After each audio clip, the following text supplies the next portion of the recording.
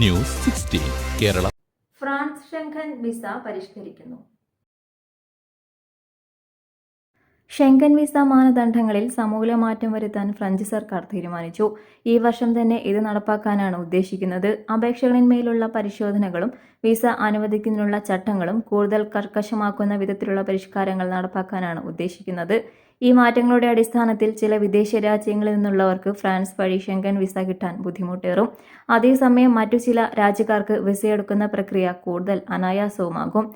ഏറെ വിമർശനങ്ങൾക്ക് വിധേയമായ ഫ്രാൻസിലെ വിസ സമ്പ്രദായത്തിൽ മാറ്റം വരുത്താൻ സമയം അതിക്രമിച്ചിരിക്കുന്നതായി പ്രസിഡന്റ് ഇമ്മാനുവൽ മാക്രോൺ കഴിഞ്ഞ ദിവസം പ്രഖ്യാപിച്ചിരുന്നു. രാജ്യത്തിന്റെ പ്രതിച്ഛായ തന്നെ തകർത്ത വിസ സമ്പ്രദായമാണ് നിലവിലുള്ളതെന്ന നിലപാടാണ് അദ്ദേഹം പങ്കുവയ്ക്കുന്നത്. പരിഷ്കാരങ്ങളുടെ ഭാഗമായി അപേക്ഷാ നടപടിക്രമങ്ങൾ കൂടുതലായി ഡിജിറ്റലൈസ് ചെയ്യും. വിവിധ മേഖലകളിൽ വൈദഗ്ധ്യമുള്ള വിദേശ തൊഴിലാളികളെ കൂടുതലായി രാജ്യത്തേക്ക് ആകർഷിക്കുന്ന തരത്തിലുള്ള ഇളവുകളും പ്രതീക്ഷിക്കുന്നു. News 16 news desk.